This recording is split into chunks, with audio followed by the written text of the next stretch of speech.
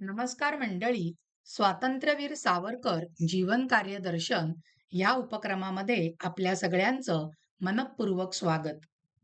आपला आजचा भाग हा 19वा भाग आहे आणि भागाचं शीर्षक आहे विदेशी कापडाची होळी.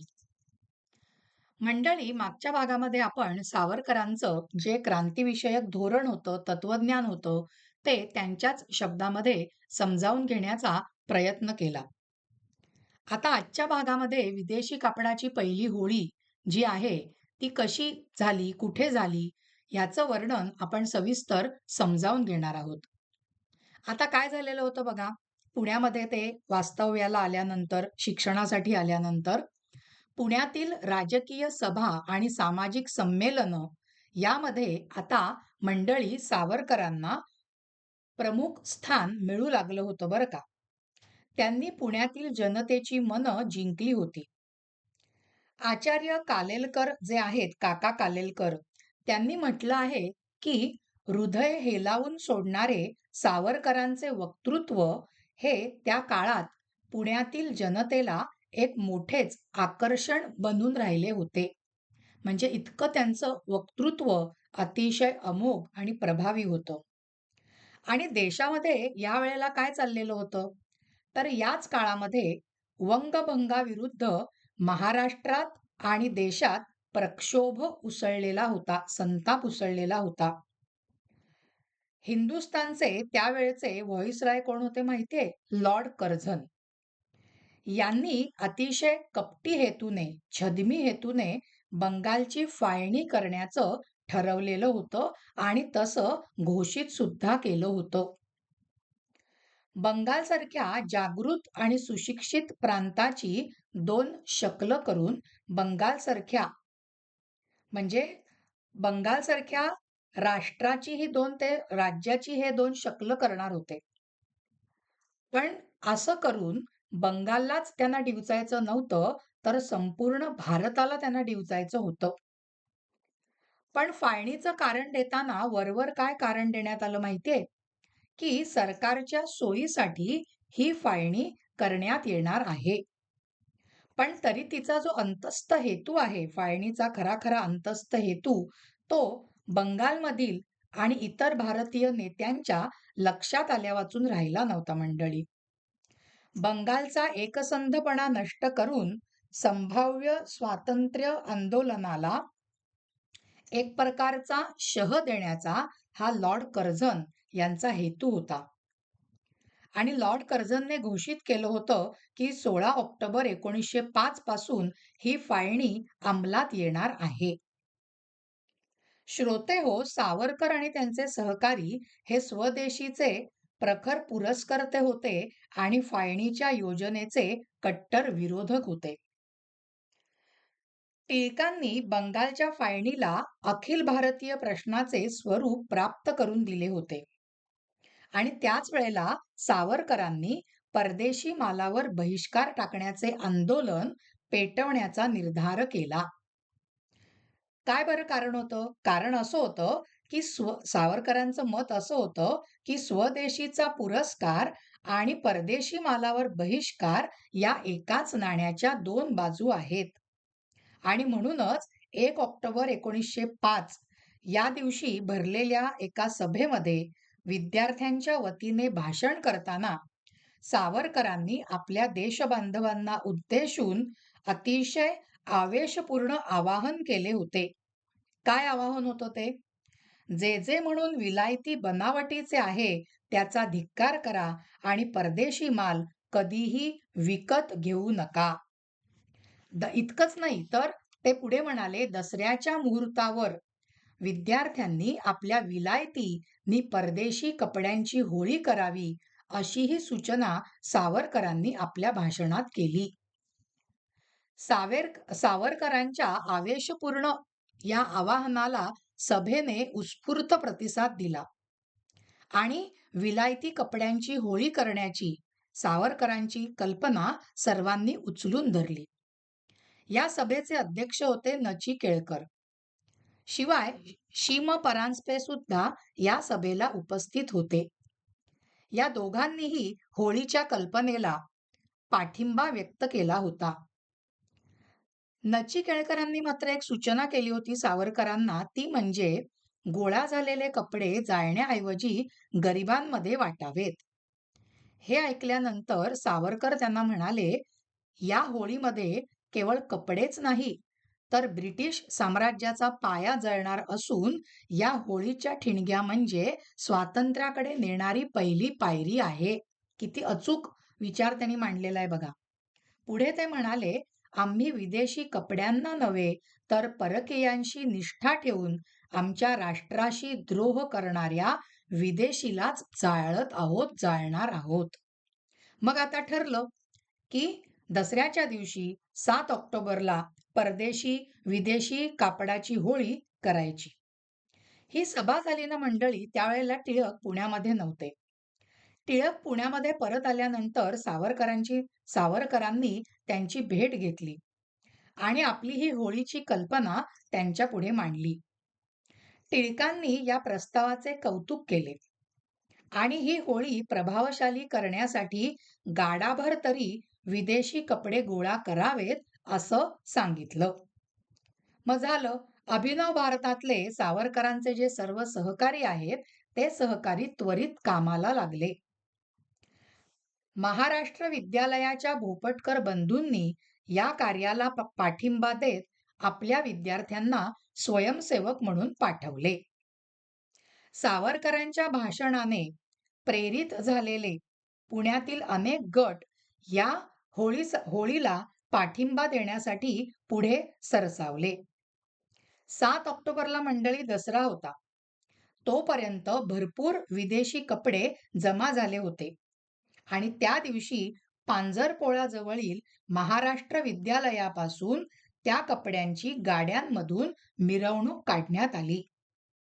शिम परांजपे आणि भास्कर भोपटकर सुरुवातीपासूनच मिरवणुकीमध्ये होते. तर चित्रशाळेपाशी लोकमान्य टिळक सहभागी झाले. सावरकर, विम भट, हरी अनंत थत्ते, शंकर मोघे, हरिभाऊ रिसबूड, प्रसिद्ध कवी वागो मायदेव इत्यादी अनेक मान्यवर या वेळेला उपस्थित होते. आणि मंडळी तिथे जे विद्यार्थी उपस्थित होते ना, त्या विद्यार्थ्यांमध्ये एक विष्णू गणेश पिंगळे नावाचा विद्यार्थी होता. त्या विद्यार्थ्याने पुढे गदर चळवळीमध्ये सहभाग घेऊन हौतात्म्य पत्करलं होतं बरं का. मग आता अशी ही सगळी विदेशी कापडाची जी काही मिरवणूक आहे, ती मिरवणूक लकडी पुलाजवळ आलेली आहे आणि तिथे या विदेशी कपड्यांची भव्य होळी करण्यात आली. टिळक, परांजपे, सावरकर आणि इतर अनेक जणांची त्यावेळेला भाषणं झाली. आपल्या भाषणामध्ये टिळक म्हणाले, स्वदेशी मालाचा पुरस्कार करण्यासाठी सुरू झालेली ही चळवळ तरुणांनी अखंड उत्साहाने सतत चालू ठेवली तर ती खात्रीने यशस्वी झाल्याखेरीज राहणार नाही. आणि श्रोते हो, जेव्हा लोकांनी शिम परांजप्यांना बोलण्याचा आग्रह केला ना, तेव्हा त्यांनी कोणती कृती केली माहितीये शिम परांजप्यांनी? तेव्हा त्यांनी त्या होळीतील न पेटलेला एक कोट बाहेर काढला बरं का आणि खिसे तपासल्याचा आविर्भाव करत तो कोट पुन्हा आगीत फेकला. या कृतीतून परांजप्यांनी काय दर्शवलं, तर ब्रिटिश हे देशाला लुटणारे खिसे कापू असून ही होळी त्यांचा प्रभाव नष्ट करण्याचा एक प्रयत्न असल्याचे त्यांनी आपल्या ह्या कृतीतून दाखवले. टिळकांनी सावरकरांना सूचना देऊन ठेवलेली होती की संपूर्ण होळी विझल्याशिवाय तिथून निघून जायचं नाही. या सूचनेचं पालन करत ती होळी संपूर्ण विझल्यानंतरच सावरकर आणि त्यांचे सहकारी तेथून निघून गेले होते. मंडळी, ही घटना अतिशय इतिहासामध्ये, ज्याला आपण म्हणतो न भूतो न भविष्यती, अशी नोंद केली गेलेली आहे. कारण भारतामध्ये परदेशी कापडाची प्रचंड होळी पहिल्यांदा पुण्यामध्ये घडून आलेली आहे. पुण्याने ती घडवून आणलेली आहे. या होळीच्या ज्वाळा आकाशात धडाडत उंच उसळल्या आणि धडाडून पेटलेल्या या होळीचा आवाज देशाच्या कानाकोपऱ्यामधून दुमदुमलेला आहे. म्हणजे आता विदेशी कापडाची होळी तर झालेलीच आहे. आता त्याचा जो परिणाम आहे, तो परिणाम सावरकरांना कसा भोगावा लागला ते बघूया. सावरकरांना विदेशी कपड्यांची होळी आयोजित करण्याची किंमत मोजावी लागली बरं का. केम्ब्रिज विद्यापीठातून रँगलर ही प्रतिष्ठेची पदवी मिळवणारे पहिले भारतीय फर्ग्युसन महाविद्यालयाचे प्राचार्य सर रघुनाथ परांजपे हे होते. आपल्याच महाविद्यालयातील विद्यार्थ्याने अशा चळवळीत भाग घेतल्यामुळे त्यांना अतिशय धक्का बसला आणि जे सर रघुनाथ परांजपे आहेत, त्यांनी सावरकरांना 10 रुपयांचा दंड ठोठावला.